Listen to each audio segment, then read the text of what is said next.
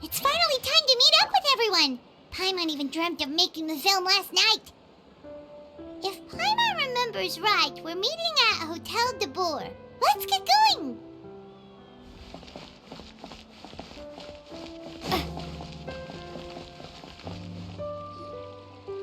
Ayaka! Yoimiya! You're already here! Good morning. Xavier said yesterday afternoon went well. Yeah, and how about you, Ayaka? What were you up to yesterday? After we split up, Aято went to see Udex Nervillette at the Palais Marmonia. I was originally thinking of going with him, but he said he could manage it himself. He told me to go see the sights around Fontaine and to enjoy the local culture.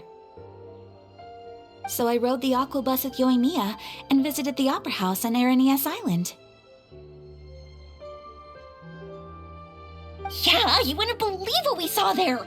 2 mechanical puppets that were dancing together! You've already seen them, right?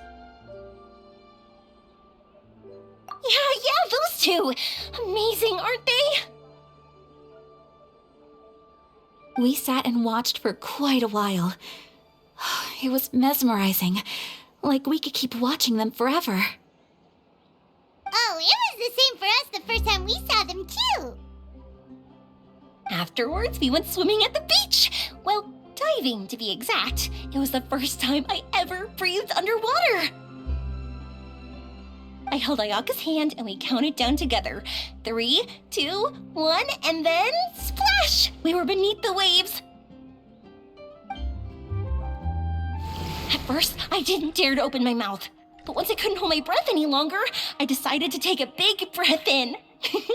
Turns out the water wasn't as salty as I imagined. It didn't really taste like anything at all. Before I knew it, I was breathing like normal down there. It was an amazing feeling. Ayaka said I was too nervous and needed to loosen my grip.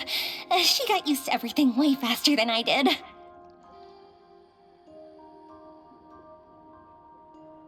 I knew that the Traveler could do it, so I had no doubt we could do it too.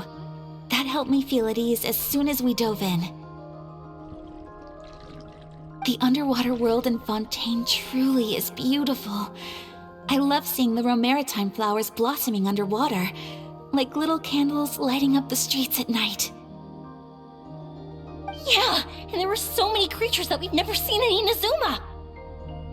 Like those fish that shimmer like a sword blade. Whoosh!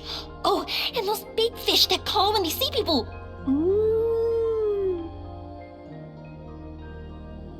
Oh, you mean Hunter's Rays and Blubber Beasts! I just love the name Blubber Beast. Just wait till Pops and the others hear about this. They probably won't believe a word I say. Yoimiya was down there for quite a while. It was dark before we finally rode the aquabus back to the city. I figured she'd want to sleep in today. Yeah, even I was worried that I wouldn't be able to get up. I still felt like I was drifting in the waves when I went to sleep last night. But as soon as I woke up today, I remembered that we'd all be shooting a film together, and I was ready to go. Speaking of the film, where's everybody else? My brother and Xavier were speaking to the restaurant owner about using the place as a filming location. They should be here soon. As for the others, We're here. Please excuse my tardiness. I just finished the Special Patrol's 6-mile morning jog. Wait, 6 miles? I'm so tired. I heard you all chatting, so I decided to come down. I sure could use some of that endless energy everyone else has. Good morning, everyone. Morning. Can someone fetch me a cup of coffee? More milk, hold the sugar.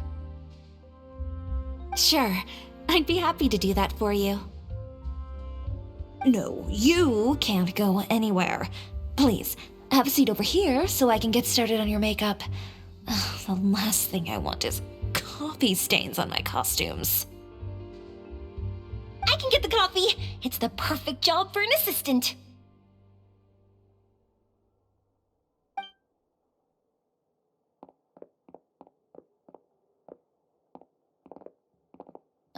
So much energy. Seriously, what's her secret? Oh, Yoimiya is always like that. But you sure look exhausted, Farina. It's because you're not used to waking up so early, huh? Of course not. I spent the whole night reading the novel from cover to cover, marking sections that either need to be omitted or adapted. Wow, Paimon didn't expect you to be so thorough. Well, I was the biggest star in all of Fontaine after all. It takes more than just a pretty face to earn a reputation like that. I know how to get serious when the situation calls for it. I went all out when I was acting as an Archon, so why wouldn't I do the same for my own life? Here's your coffee, Director Farina.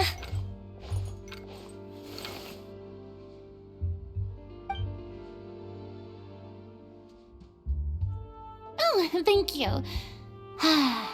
The sound of being called director and the aroma of coffee feels almost as refreshing as hearing the birds chirping in the morning. It seems everyone has managed to arrive on time.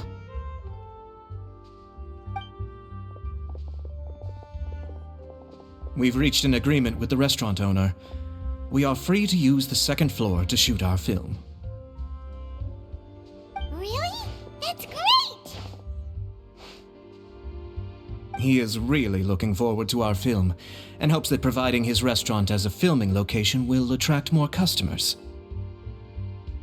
Well then, Mr. Xavier, I'll leave the rest to you. Okay, thanks. First, I'd like to introduce our new members. This is our prop manager, Veronique. She'll be in charge of all the film's props and items. And this is Bonneau, our lighting technician. He'll be in charge of lighting and illumination to set up each scene's atmosphere. Wow, sure feels like we have some real professionals joining the crew now. First of all, please allow me to first express my sincerest gratitude to everyone in the crew. When my investor informed me yesterday that he wouldn't be able to provide the funds, I really thought that this was the nail in the coffin for this film. I had no idea that I'd find so many people willing to help me on such short notice. Thank you. Thank you all from the bottom of my heart. No need to be so cordial, Mr. Xavier. We're all honored to be a part of this. Your works made a profound impression on me when I saw them back in Inazuma. I am sure that someday, this film will be remembered as a prime example of cultural exchange between Fontaine and Inazuma. Yes, the story is the reason I agreed to join. I can't bear to even imagine what this film would look like without the very best director. Anyway, I would like to make a promise to everyone that as the producer of this film, I'll do whatever I can to ensure that everything goes as smoothly as possible. This is not just my film. It also embodies the thoughts and feelings of every person here, as well as the endless effort we are about to pour into it. So, without further ado, the Two Musketeers will officially begin filming now! You may take it from here, Director Farina. All right, listen up, everyone. The first scene takes place when the two young musketeers are living at the Baron's home, still unaware of all that is about to happen to them. We'll need props and lighting to set the scene. Our lead actors can go get their makeup done, and extras, please take this time to go over your positions. Whoa, Seems Farina's really kicking things into gear as the director. Is everyone clear? I don't want anyone traipsing around the set like umbrella finches. All right, cameras will start rolling as soon as the set is ready. Let's make a film that'll make some serious waves in Fontaine. Not the kind of waves that drown people. I mean, the good kind of waves.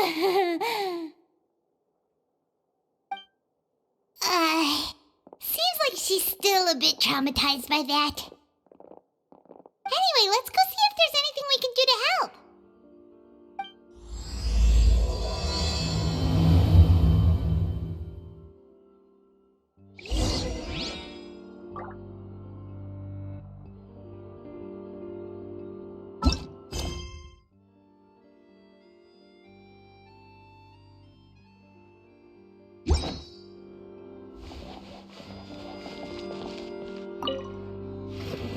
How about here? A little more to the left. You got it. Hey, Yoimiya, do you need a hand? No, I'm fine. You know, doing the lighting is kind of like designing a fireworks show. It's interesting to imagine what kind of atmosphere the lights will create. I heard that the Traveler will be operating the camera and Paimon will be the clapper loader, right? Those roles are just perfect for the two of you. Really?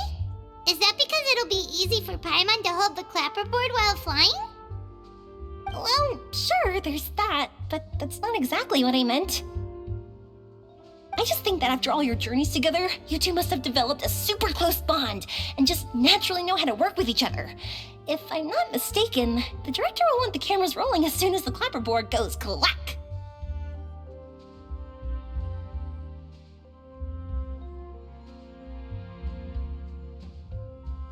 Oh, I see! It's amazing to see the magic behind filmmaking. Yoimiya, we need lights over there too. Oh, on it! I've got to get back to work. Chat with you later. Oh, it's exciting to see so many people working together to bring the film to life.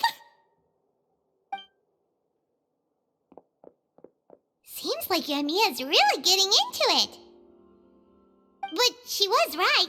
We do have a super close bond, don't we? Paimon's really happy to hear that.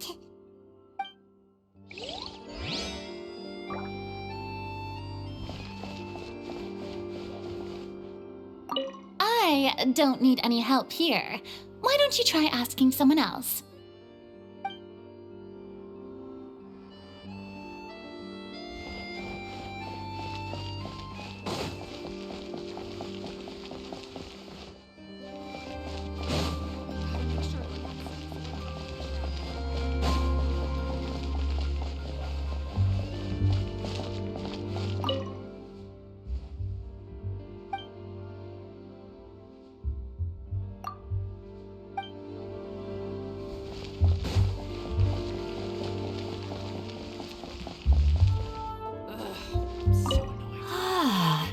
So this is what a musket looks like. Not exactly.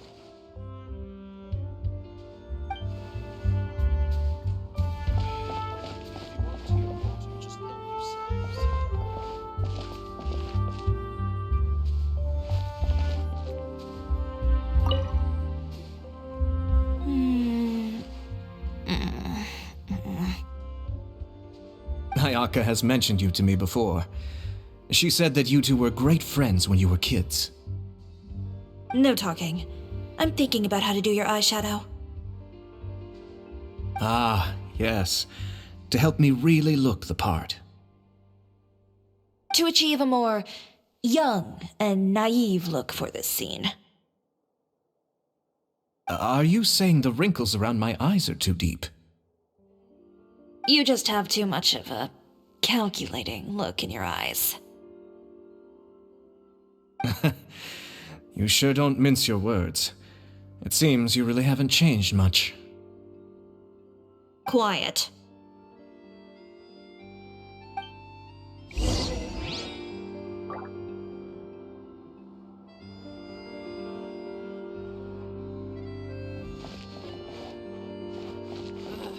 So annoyed.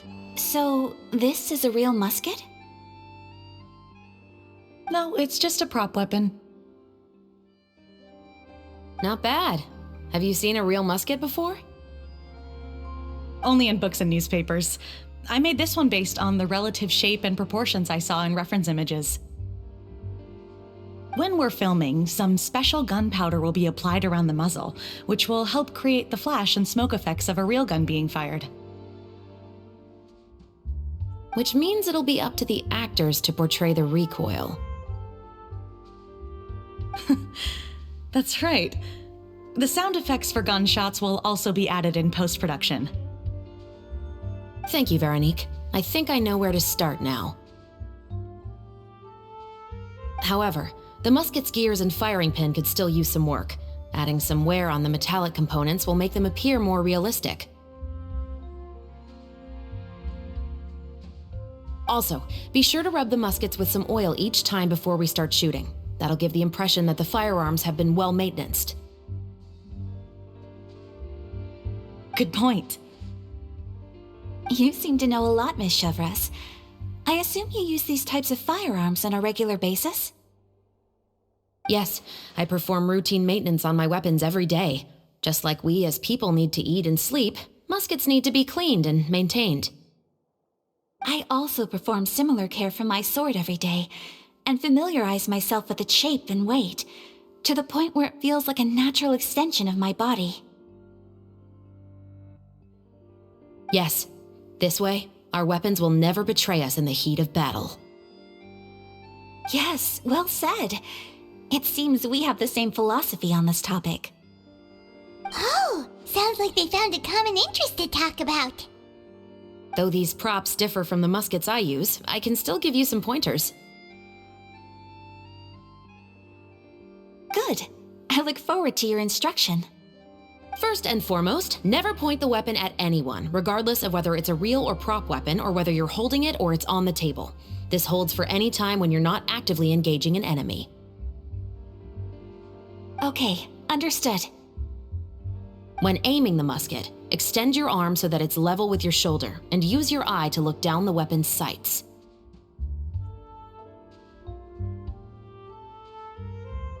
Like this? Not bad. Now, try saying your lines.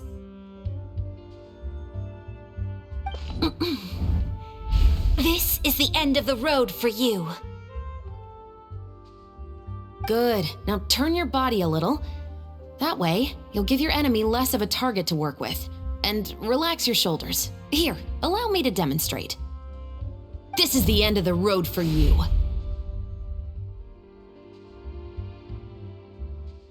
Huh. Excuse me, Miss Tиори. Director Farina, there's something I wish to discuss with you. Oh? What is it? Like this?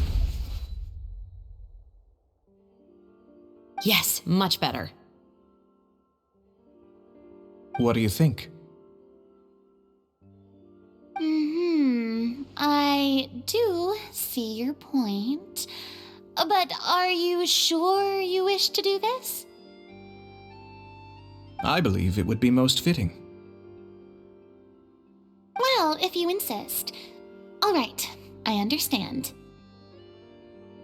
Miss Ayaka, Miss Chevres, could the two of you please come over here? Huh? What's going on? Are we gonna start filming now? Let's go see. What is it? I have a question for you, Miss Chevres. Would you be willing to play the role of a musketeer? What? To clarify, I would like to turn over my role to Miss Chevres. But brother... Don't worry, Ayaka. I actually view this as a good thing. I was becoming troubled trying to set aside some time to speak to the staff at the Palais Mermonia. I would like to have some conversations about the cultural exchange between our two countries, and I've heard that the bureaucratic process here can get rather complicated. Now, I will be able to focus on my work. Besides, you also know that I'm not really one for public performances. Are you really sure? From a director's point of view, I also felt like the relationship between the two musketeers in the original story could be improved. The older brother in the story plays the lead role with his overbearing character, but this causes his character to overshadow that of his sister, and the theme of the two supporting and relying on each other isn't conveyed very well. But if we were to change the siblings to two sisters of a similar age, then that aspect of the story might come through more clearly. Also, I've seen you instructing Ayaka. That cold and dignified personality is exactly what we need for the older musketeer. Of course, even with all these insights, the decision should still be made by Miss Chevreuse.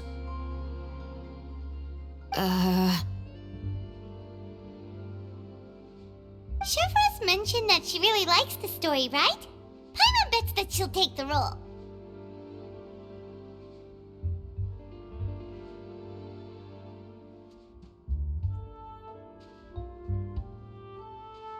All right, I'll take the role. Good. It's decided then. I'll get started on making edits to the script.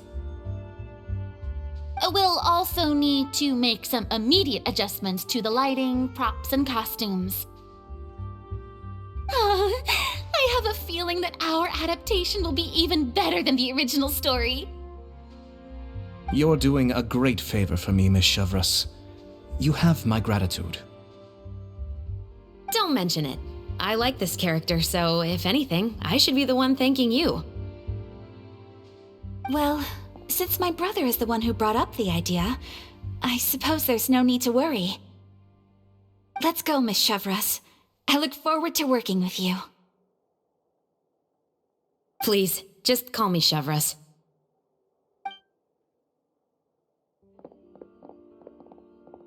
Seems like you're really going out of your way to solve the problem I was having with your makeup. Surely you jest, Tиори. I assure you that I was mostly motivated by a desire to spend more time on formal business. Oh, come on, you really think I'd buy that? According to what I've heard from Ayaka, her brother is someone who can juggle 10 different matters at the same time. I'm sure you have other reasons for backing out. Perhaps. Ayaka always said she wanted to go out and see more of the world, just like the traveler. But I feel that she needs not only to see other nations, but also to make some different kinds of friends. I think it would be harder for her to make new connections with me constantly by her side. I would like to give her some space. Alright, go on, spoil her some more. Aято! It's too bad you're stepping down from the role. Paimon really wanted to see you act as a musketeer.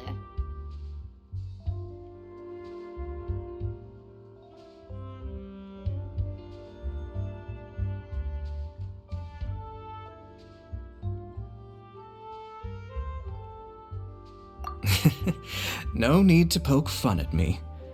I'd wager that you also felt that I wasn't the best candidate for the role. It's a little hard for Paimon to imagine you saying those lines. Yes, I've made an appointment to meet some people from the Palais Mermonia. Now, I will have some more time to prepare. Traveler, get the camera ready. Paimon, get the clapperboard. Actors, to your positions. We're about to start shooting the first scene. Go on now. And please take good care of Ayaka.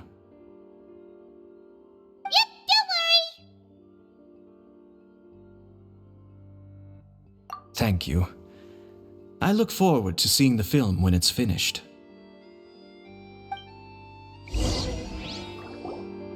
All right, now that we're all here, let me help set the scene for everyone. The first scene takes place when our two main characters are still living at the Baron's estate. They've been ostracized and verbally abused by others in the household, but they still have no idea why. We want to capture how naive and innocent they are, despite their pain. Chevres will be playing the role of the older sister, Tulip, and Ayaka will be the younger sister, Iris. Be sure to get close-ups of the main characters at the right moment. Silence on the set! Lights, camera, action! Let's go! Tulip, Mother's been out for quite a while now. Perhaps she went to pick some flowers on the way home. You know how she loves flowers. Iris, Tulip, I'm home.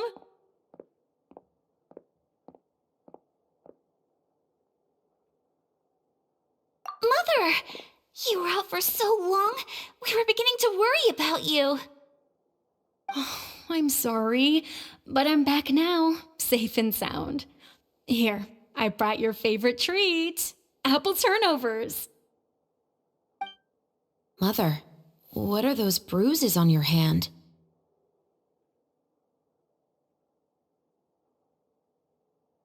Huh? What bruises? Oh, I must have bumped into something while I was working yesterday. But I didn't notice them this morning. Then perhaps they're from when I accidentally tripped when I was out just now. By the way, did you have fun playing at home? What's the matter, Iris? Well, we've realized that no one really wants to play with us. They even took Iris's doll and spat at us.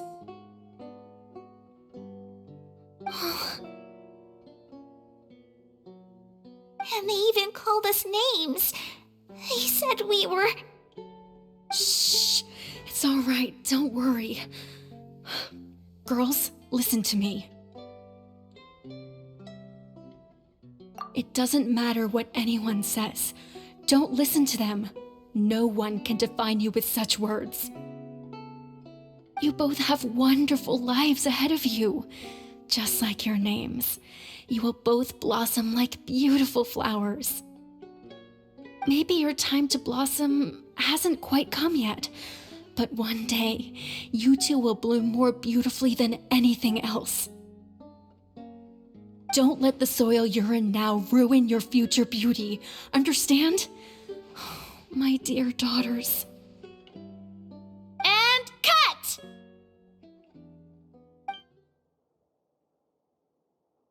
Not bad. The actors' emotions were all on point. Let's keep that take. Also, if our clapper loader could avoid shouting at the start of the scene next time. Oh, got it. Great. I was a little worried that my nerves would get the better of me. What about you, Chevres? I felt fine. The lines weren't too difficult at all. Seems like Farina must have adapted the role nicely. You two were great. I couldn't tell it was your first time acting in a film. You should have more confidence. Thank you for your encouragement. Positions, everyone! We'll move on to the next scene after we try a few more camera angles.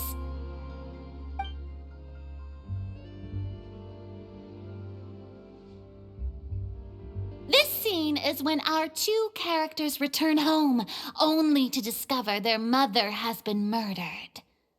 Ready? Lights! Camera! Action!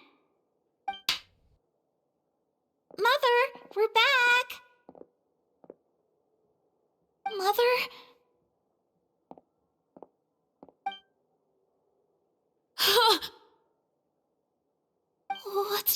Tulip?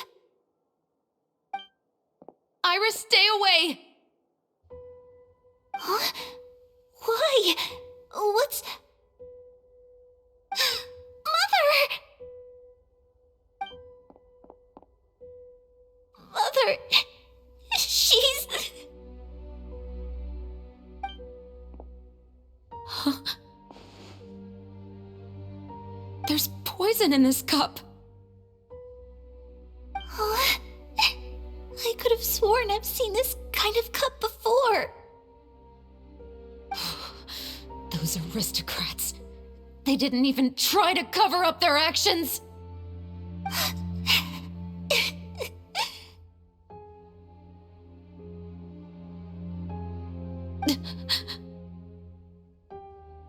Iris, we need to leave this place. Leave? But now that Mother is gone, where can we even go?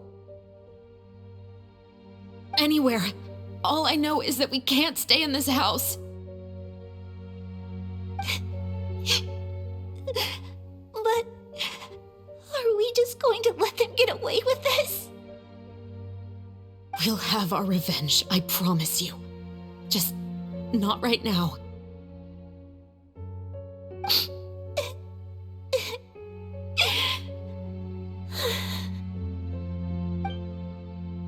Come on, let's go.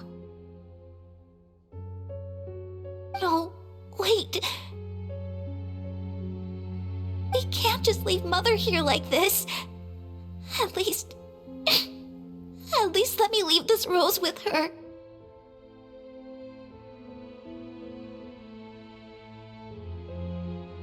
That's why we went out in the first place. To buy her this flower. All right. Goodbye, Mother. We'll avenge you. Someday. And cut! Beautiful! Great performance! Oh my, you're so amazing, Ayaka! And were those real tears I saw? How did you do it?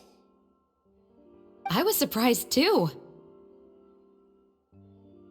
Thank you for the kind compliments. Actually, as soon as Director Farina said action, I told myself not to think about anything. I just felt the weight of the moment and became the character.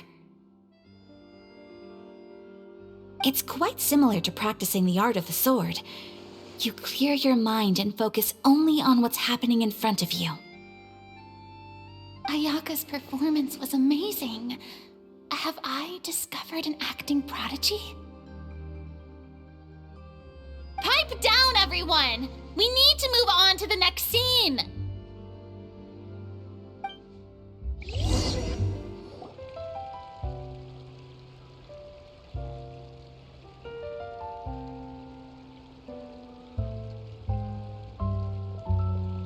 Huh? Are we done already? But Paimon wants to keep playing with the clapperboard. How do you feel, Traveler? Is your arm sore from holding the camera all day? Good work, you two. You too, Shivers. You were quite the actress today. I've read this novel many times before. I have a good grasp of my character's mindset. Anyway, do you remember my request from yesterday? Oh, right! We were having so much fun that Paimon nearly forgot! You have a case where the murders seem really similar to the cases in the novel, right? So, how are they similar exactly? In the story, the main characters grow up to become two musketeers, always using their guns to carry out their revenge. And on each of the victims, they place a rainbow rose as a signal that they've returned.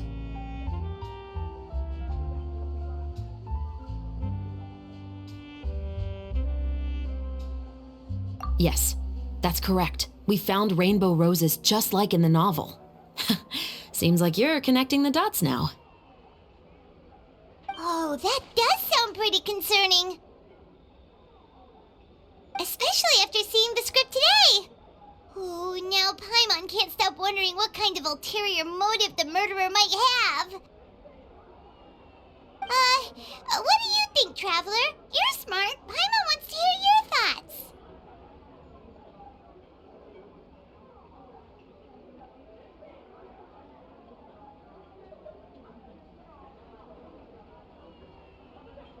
Good. On behalf of Fontaine's Special Security and Surveillance Patrol, thank you for your dedication to justice. There's no time to lose. We should start investigating right away. Follow me. Huh? Right now? But we just got done filming all day. Paimon's so tired. The most valuable intel always comes after nightfall. They are like small, remote islands in the middle of the sea. If you don't stay vigilant, you will pass right by them in the fog. That's how one of my favorite books always puts it, at least. So, where are we going right now? Let's start by checking out some workshops that sell mechanical components. If the culprit is making their own weapons, it's very likely that they'll visit those sort of places.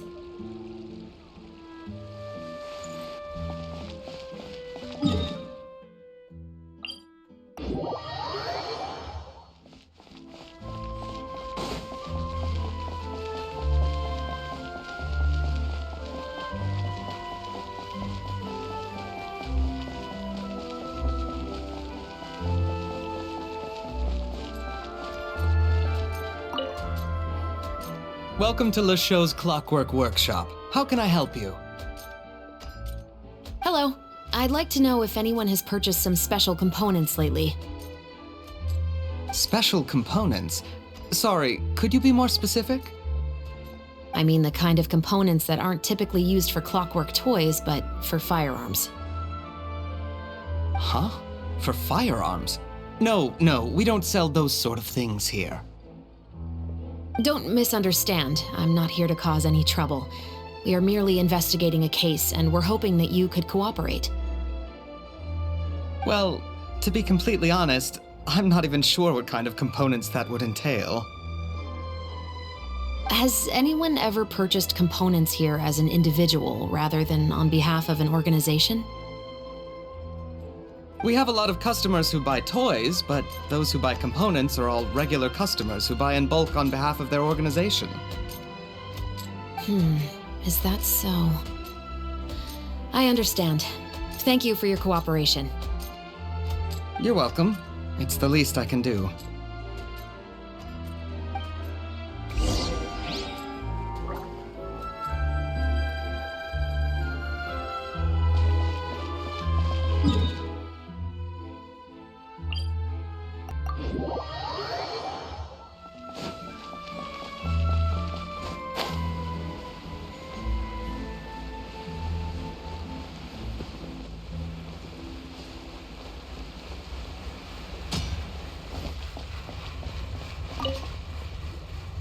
Oh, hey, Chevres.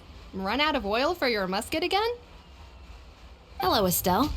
I want to know if anyone has come to your shop recently to order some firearm components. Oh, is this another case?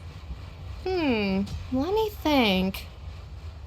I don't think so. Some people have requested that I make some prop guns for the Fontanalia Film Festival, but I refused all of those requests. Oh? Why's that? Because there's no profit! I only make things here that can do some real heavy lifting. I don't have the energy to make some new molds just for the festival. Then has anybody come specifically looking for mechanical components? Well, I usually sell off my scrap to the Flёv Sandr. I don't typically give them to one specific person.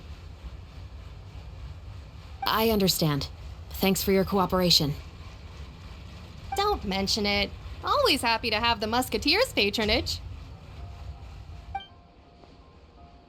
Seems like we haven't found any leads to go off yet.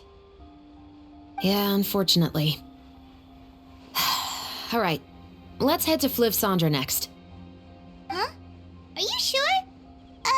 People might not be so thrilled to see the captain of the Special patrol there. You think so, huh? Then I guess you don't know. Huh? Know what? That I grew up in Flёv Sandr.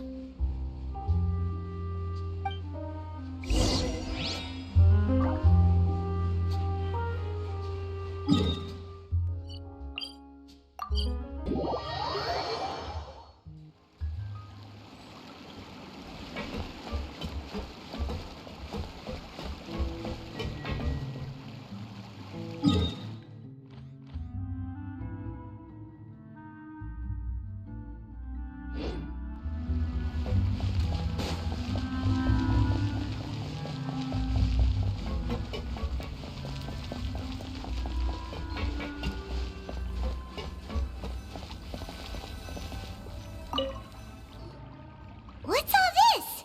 Some broken planks and barrels, as well as some liquor bottles? Yes, but have a closer look, Paimon.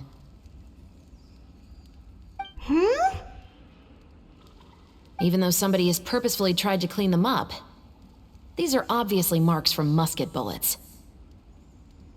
In other words, someone was here trying to improve their shot. They were using the barrels and bottles for target practice. Could it have been the killer? Your guess is as good as mine. Although many people at Flёv Sandr own guns, few hide the fact from others. And even fewer would go to such lengths to hide markings from practice shots. Anyway, let's go. There might be more to this.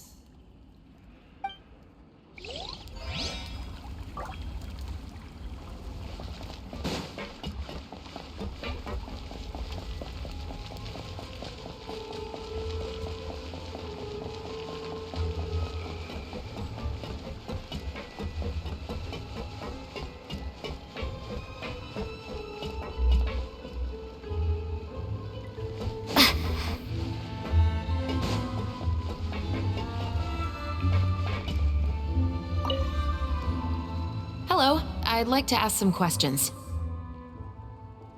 I don't know anything. Don't worry, I'm not here to arrest anybody. You say that now.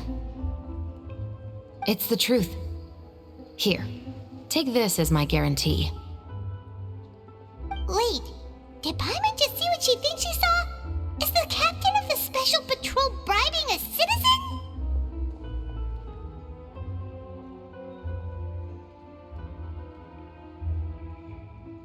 Seems you're different from the other guards. What do you want to know? Have you heard anything related to muskets in Flёv Sandr lately? Anything at all? Muskets, huh? All I know is that about 2 weeks ago, we started hearing some loud noises at night. So loud that it's been waking me up. Were they gunshots? Possibly.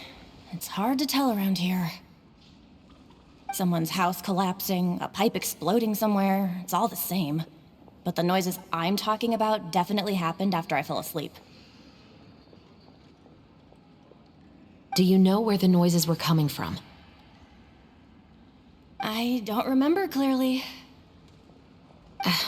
Is it that you don't remember, or that you need to think about it some more? You tell me.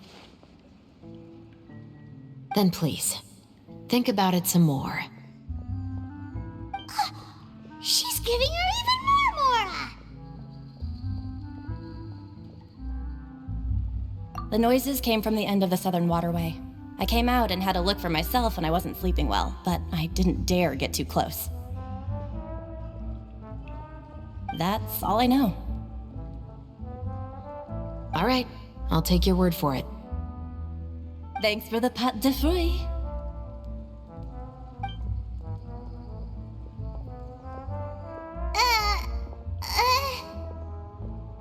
No need to be surprised. I grew up here, remember? I know how to get people around here to talk.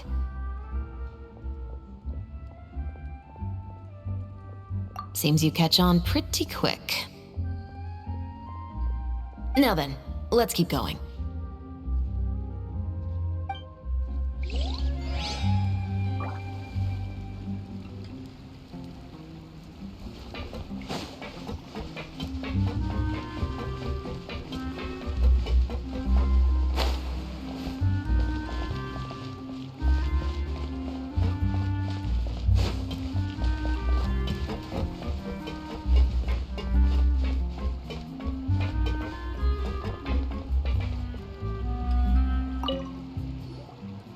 been a while, Tetro. Please, just get on with your request. I want to know if you've heard anybody talking about muskets lately.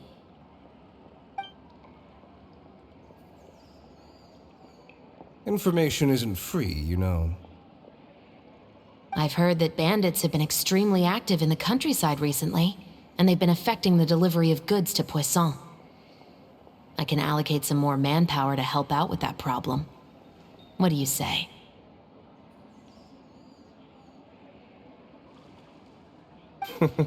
You're still as helpful as ever. One of our men got drunk at dinner about a month ago and lost his gun. 3 days later, it turned up in the corner here. What's weird about that? He just forgot where he put it, right? This is Flёv Sandr, my friend. Anything of value left in the tavern won't ever make it to the next day. But that gun turned out to be an exception. It didn't get any new wear and tear on it, and didn't even appear to have been fired. We were quite mystified as to what could have happened. I suspect it came back because the weapon was already known to the guards.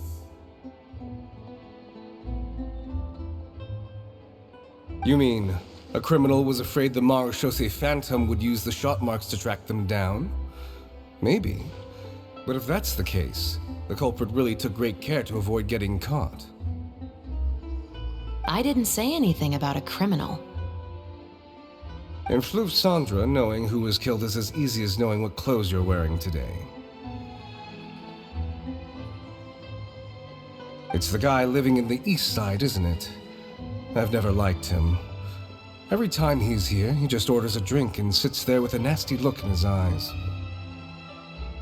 So, who was the one who lost the gun in the first place? Don't bother. Even if you ask, he wouldn't admit to owning a gun to some strangers. Not to mention the captain of the Special Security and Surveillance Patrol.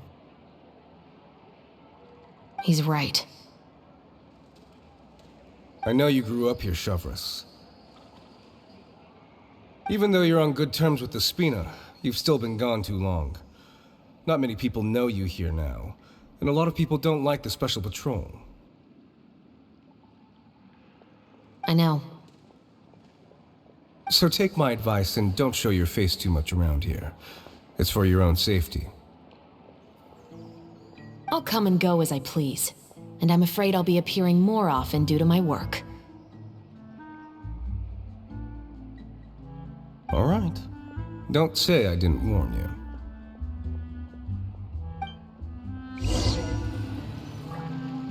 Seems like that's all we'll be able to uncover for today. Paimon feels like we managed to learn a lot more here than up on the surface. Yes. Assuming that everything we found is indeed connected to our suspect, then their timeline was probably something like this. A month ago, our suspect found a gun and took it home to disassemble it. Once he'd figured out its mechanics, he brought it back. In the following weeks, he used some parts to create his own makeshift musket and took it to the Fleuve Sandra for target practice. Then, a few days ago, he found his target and carried out the murder. Once the deed was done, he left a rainbow rose on the body, just like the scene in the novel. That all makes sense to Paimon, but we're still no closer to figuring out the killer's identity! The deceased was a resident of Fleuve Sandra. It's said that he was a poor, solitary man.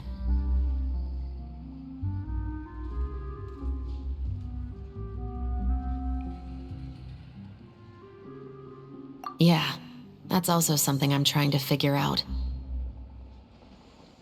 If we are indeed following the novel, and there's a story behind the murder, then this murder should be an act of vengeance. But according to our investigation, the deceased didn't have any enemies. He was no saint, but no one's heard of a rival who hated him enough to shoot him dead, much less care to leave a rose on his body.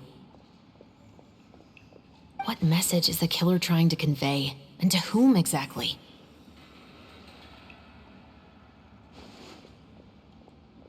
We've thoroughly investigated that possibility. He claims to have spent the whole day at the Opera House on the day of the murder, and the staff there have confirmed his account. Okay, so he has an alibi. Not only that, he lacks a credible motive as well. He has a family of his own, and both of his parents are still alive.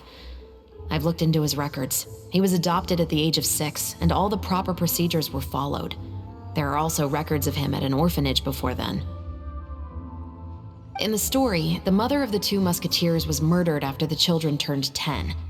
Of course, he could have changed the children's ages, but I don't want to assume anything without evidence.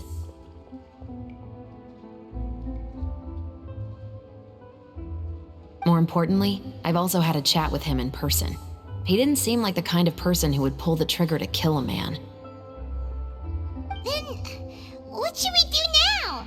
We have all this new information, but it doesn't help us move forward. Investigations take time.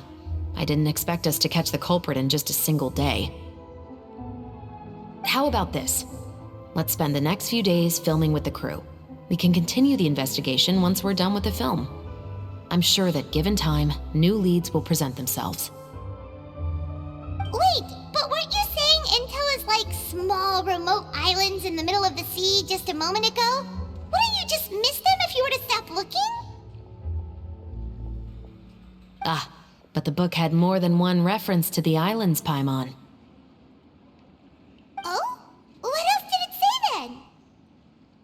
As long as you spend enough time sailing through the fog, you'll eventually come across an island.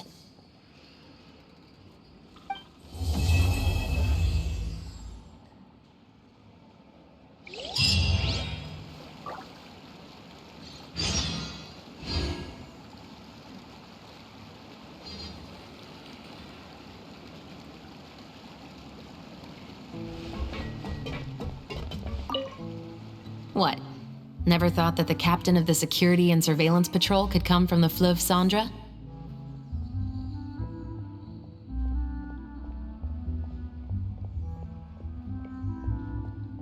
You mean rising through the ranks?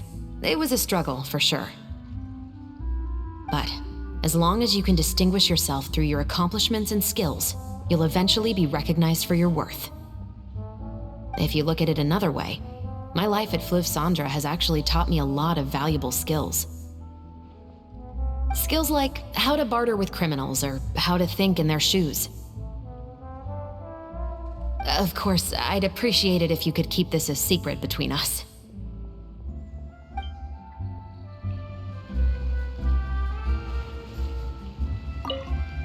What? Never thought that the captain of the security and surveillance patrol could come from the Flёv Sandr? Honestly, I'm pretty shocked too. There used to be a time when I thought I would never be able to join the guards.